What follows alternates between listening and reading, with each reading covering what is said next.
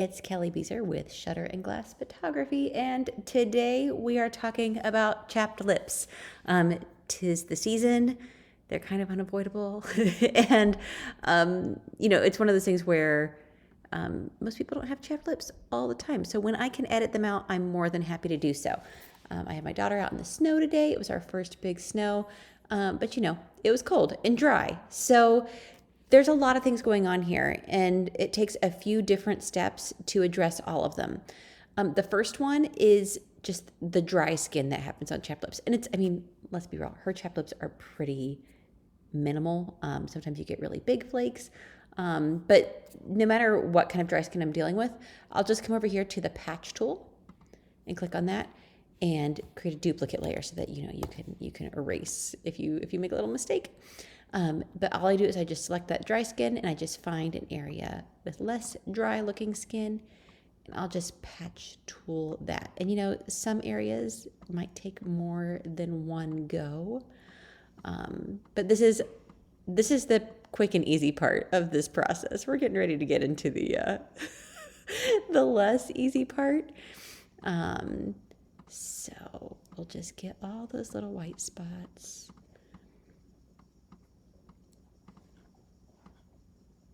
Just like that.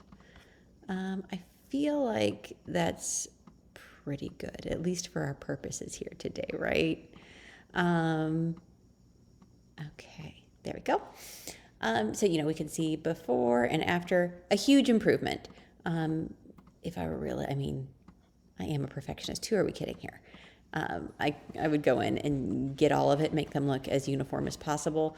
But you don't want to sit here and watch me use the patch tool all day. So the next thing we're going to address, and what I think tends to be a little bit trickier, is the redness that can happen around chapped lips, because you get layers, right? There's this area which is drier and inflamed, and then there's this area which looks like it's the same as this, but it's not. Because it's this delicate lip skin, it gets a whole new shade of mad.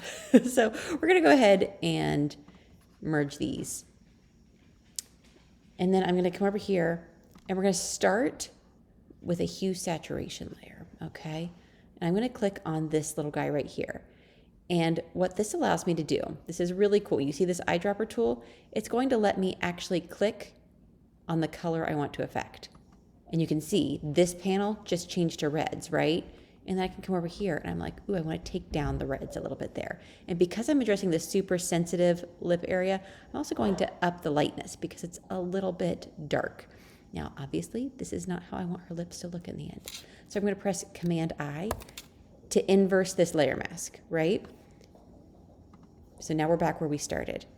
And I'm going to come over to my brush tool here and we're going to make it a little bit smaller. And now I'm going to have a super soft brush. Let's have it at like 35% opacity. I'm just going to brush that effect back onto these lips, but at a lower opacity. So we're going to switch this to white so we can reveal what's under there. And do you see how it just kind of takes the sting out of that? So we could see the before and after. We can even back up here. So now we've got a more uniform lip color. That's the first step. Next, we're going to come in here and address this layer up here, so above her lip line. I could do that same thing up here, but what I find is that makes that skin a little bit gray, and I don't want that. So we're going to reverse course there. I really like what this did there, so we're going to go ahead and merge that layer. And I'm going to create another duplicate layer mask, just so we can always go back. If I try to use the patch tool here, let's just try it. Tend to get frustrated because it just doesn't change it enough. I don't know. Maybe it's me. So we'll go back. Okay. So patch tool's not going to cut it. Kind of same with the healing brush tool and the spot healing brush tool. I just find that they don't really, this almost needs cover up. I talk a lot about how I use Photoshop almost like I'd use makeup when I'm working on someone's face. And, here we would need hydration. Here I would need concealer. So let's use some concealer. And the way I'm going to do that is I'm going to come to this clone stamp tool. Now, if I just went in at 100% opacity and just like brushed this on here, we're going to get some weirdness, right? That's not what we want. So we're going to come in here and we're going to make this super soft. I'm going to make it 0% hardness. And then I'm going to make the opacity, let's just bring it down to 35 again, because we can always build. And I'm using this like a buildable concealer, kind of like the Merit concealer, which is my favorite concealer, that or Monica Blender. Let's talk about concealer in the comments below. But I'll come here and pick a clear area of skin that's somewhat close to this, because I want to keep that same texture as much as possible. And then check it. See how we've just, again, just like a really good concealer, just concealed that area. And here, we'll come over here and, what I'm doing is I'm pressing, when I get this little target, I'm pressing Option and clicking on an area that I think looks good. Now for here, because we've got this strand of hair here and I'm not going to edit her hair away, I want to line that up.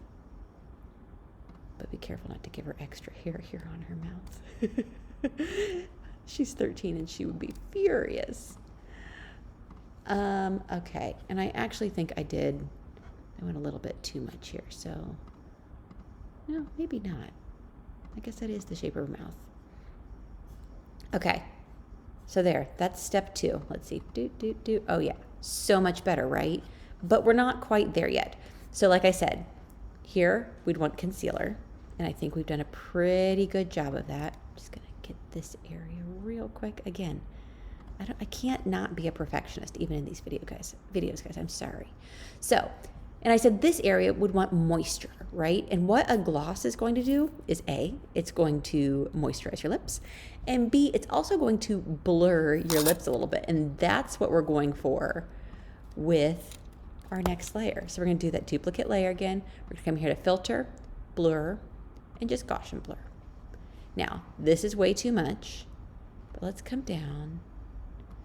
Yeah, to like a 3.7. Now this is still far too much, so I'm going to put this layer mask on there. I'm going to invert the layer mask, and we're going to do the same trick again. We're going to come over here to our brush tool, have it on white, 35%, super soft, and I'm going to brush this on just like I would a good gloss. And wowza, it's already so much better.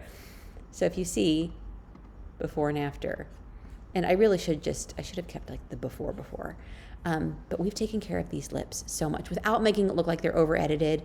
And once I go through the rest of this edit with her, it's going to be perfection. I will share the final edit below for you.